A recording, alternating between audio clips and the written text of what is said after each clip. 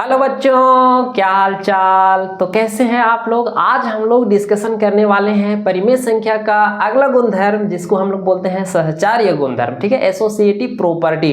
इससे पहले हम लोगों ने दो गुणधर्म को देखा है, समवृत्त गुण और दूसरा हम लोगों ने क्रम विनिमय गुण को अच्छे तरीके से हम लोगों ने पढ़ लिया था। आज हम लोग बात करेंगे सहचार्य गुण का बारे में। ठीक है, ये गुणधर्म के आधार पर ये आपका तीसरा गुणधर्म है। योग के और व्युत्कलन के आधार पर अभी हम लोग पहला हेडिंग लगाए थे, जिसमें से पहला ए नंबर का हम लोगों ने दो पढ़ लिया। ए नंबर में हम लोग क्या पढ़ रहे हैं, योग और व्युत्कलन। ठीक है, व्युत्कलन घटाओ। इसके लिए हम लोग अभी तक क्या क्या पढ़े, समवृत्त पढ़े, क्रम विनिमय पढ़े और आज हम लोग तीसरा पढ़ने वाले हैं सहचार्य। ठीक है, क्या पढ़ने वाले हैं, सहचार्य, सहचार्य गुण, एसोसिएटिव प्रॉपर्टी। ठीक है, तो सहचार्य गुण अभी हम लोग देखने वाले हैं। सहचार्य गुण कहता क्या है, इस बात को अभी हम लोग सर्वप्रथम देखेंगे।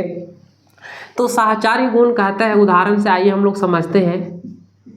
तीन या तीन से अधिक, तीन या तीन से अधिक संख्या का, तीन या तीन से अधिक संख्याओं को अलग अलग तरीके से अभी हम लोग जोड़ करके हम लोग देखते हैं। तो देखिए यहाँ पर है 3 + 4 + 5।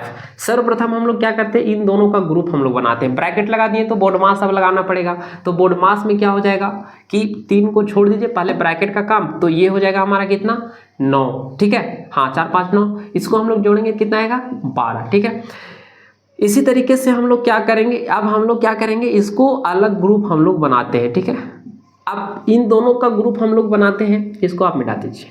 ठीक है, तो यहाँ पर अलग ग्रुप हम लोगों ने बना दिया, तो इसको पहले हम लोग जोड़ेंगे 7 और 5 को बाद में हम लोग जोड़ेंगे, तो भी कितना आएगा, 12 आएगा। यानी कि ये तीनों हमारा क्या था, पूर्णांक था। क्या था, पूर्णांक।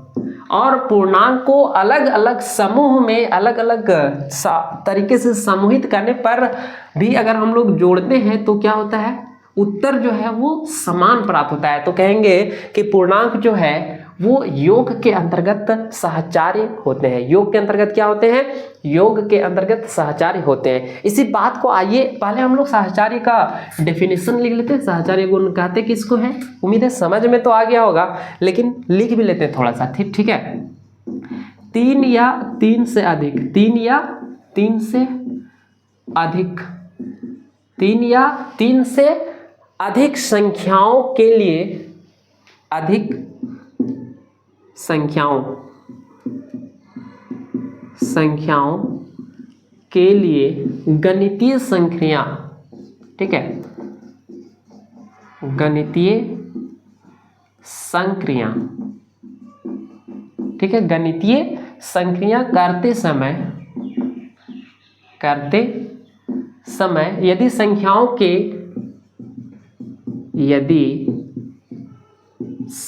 के अलग अलग, ठीक है, अलग अलग तरीकों से, ठीक है, तरीकों से समूहित करने पर, या समूहित लिखिए, समूहित करने पर उत्तर जो आंसर रहेगा, ठीक है, आंसर क्या हो, समान प्राप्त हो, समान प्राप्त हो। ठीक है, 3 या 3 से अधिक संख्याओं के लिए गणितीय संक्रिया करते समय यदि संख्याओं के अलग अलग तरीकों से समूहित करने पर उत्तर समान प्राप्त हो तो सहचार्य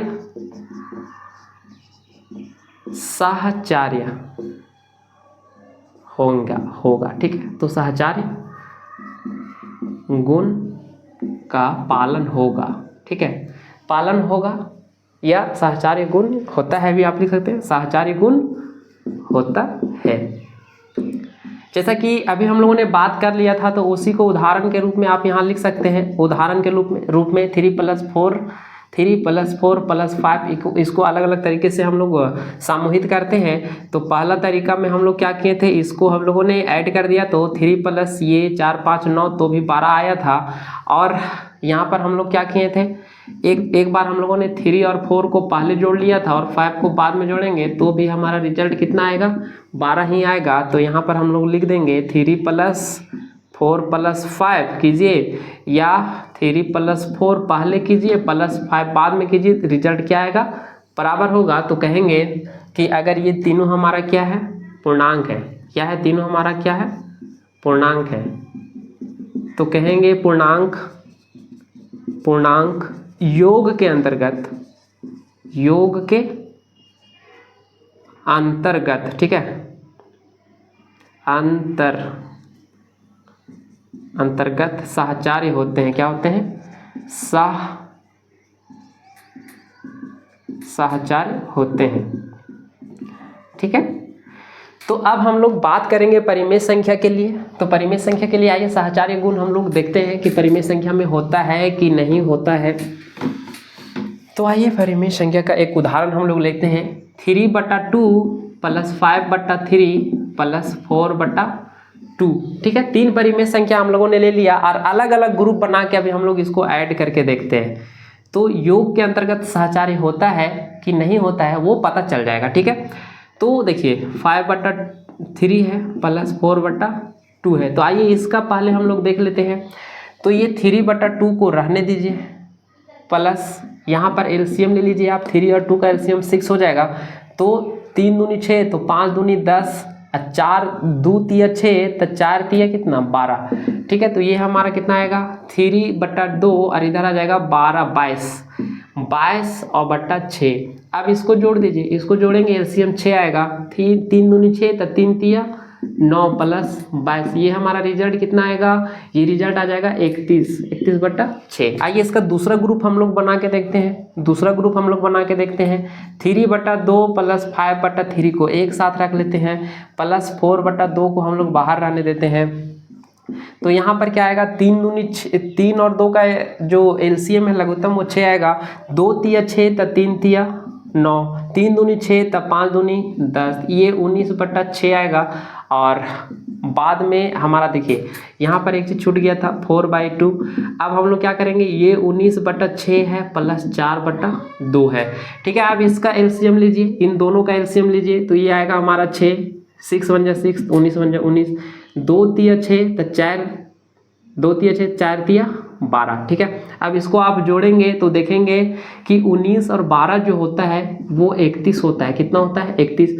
तो दोनों रिजल्ट क्या आ गया, समान आ गया। अलग अलग तरीके से हम लोगों ने ग्रुपिंग किया और रिजल्ट क्या आ गया, समान आ गया। तो हम लोग कहेंगे कि ये जो है परिमेय संख्या जो होता है वो योग के अंतर्गत साहचार्य होता है। ठीक है, योग के अंतर्गत साहचार्य है। ठीक है, योग के अंतर्गत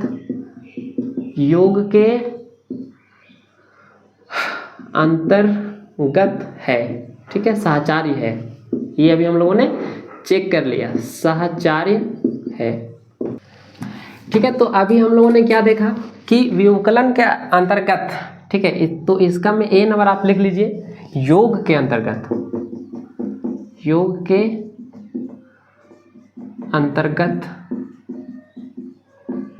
परिमेय संख्याओं का साहचार्य गुण। ठीक है, साहचार्य गुण तो वो होता क्या है, इसको देखिए। अभी हम लोगों ने देखा कि अलग अलग तरीके से अगर हम लोग ग्रुपिंग बनाते हैं तो भी रिजल्ट जो है वो समान आता है। तो हम लोग लिखेंगे परिमेय संख्याएं योग के अंतर्गत साहचार्य होते हैं। ठीक है, साहचार्य होते हैं, अर्थात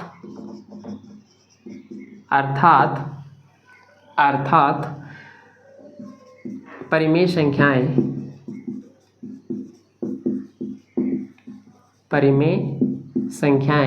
a/b c/d तथा e/f के लिए क्या हो जाएगा, a + b + c/d + e/f। इन दोनों का ग्रुपिंग पहले करके इसका ग्रुपिंग अभी हम लोग पहले इसको कर ले तो भी रिजल्ट क्या आएगा, समान ही आएगा। ठीक है, सामान्य ही आएगा। उदाहरण अभी हम लोगों ने ऊपर में देखा था, तो आप वही उदाहरण को आप यहाँ पर क्या करेंगे, कॉपी पेस्ट कर लेंगे। ठीक है, वही उदाहरण जो अभी हम लोगों ने ऊपर इसको समझाने के लिए हम लोगों ने किया था। ठीक है, अब व्युत्कलन के अंतर्गत अभी हम लोग बात करते हैं इसका बी नंबर, व्युत्कलन। तो व्युत्कलन के अंतर्गत जो परिमेय संख्याएं होते हैं, व्युत्कलन, ठीक है, व्युत्कलन के अंतर्गत जो परिमेय संख्याएं होते हैं वो साहचर्य नहीं होते। ठीक है, आप इसका उदाहरण खुद से देखेंगे, साहचर्य नहीं होते हैं। मतलब कि आप उदाहरण से आप समझ सकते हैं उसको। उदाहरण आप खुद लीजिएगा, 3 परिमेय संख्या लीजिएगा और उसको माइनस कर दीजिएगा। जैसे 3/3 -4/5 -8/6। अब क्या कीजिएगा, पहले इन दोनों का ग्रुपिंग करके घटाइएगा। ठीक है, उसके बाद एक तरीका ये है और एक तरीका से ऐसे आप कीजिएगा कि इन दोनों को, या फिर शुरू में आप इन दोनों का ही ले लीजिए। चलिए, इन दोनों का ले लीजिए। उसके बाद आप क्या कीजिए, उसके बाद आप क्या कीजिए कि आप पहले अब इसको ले लीजिए। ठीक है, पहले आप इसको ले लीजिए और इसको बाद में। अब क्या होगा कि ये दोनों जो है वो बराबर नहीं आएगा, ये दोनों जो है वो बराबर नहीं आएगा। तो आप इस तरह का एक उदाहरण लेके आप समझ सकते हैं कि व्युत्कलन के अंतर्गत परिमेय संख्याएं जो होते हैं वो साहचर्य नहीं होते। ठीक है, आप उदाहरण खुद सॉल्व कीजिएगा, इसको अलग से सॉल्व कीजिएगा, इसको अलग से सॉल्व कीजिएगा और देखिएगा तो आंसर सेम नहीं आएगा। ठीक है, तो ये है आपके लिए होमवर्क, इसका उदाहरण आपको होमवर्क करना है और इसका रिजल्ट कितना आता है सॉल्व करने के बाद इस तरह से, वो आपको कमेंट बॉक्स में कमेंट करना है। ठीक है, तो ये था साहचर्य गुण। अब मिलते हैं एक और, इसका बेसिक कॉन्सेप्ट वाला वीडियो बनेगा, योज प्रतिलोम और योज तत्समक। ठीक है, तो उन दोनों को हम लोग नेक्स्ट वीडियो में देखने वाले हैं। उसके बाद फिर हम लोग एक्सरसाइज में भी इंटर कर जाएंगे। ठीक है, मिलते हैं फिर से नेक्स्ट वीडियो में। धन्यवाद।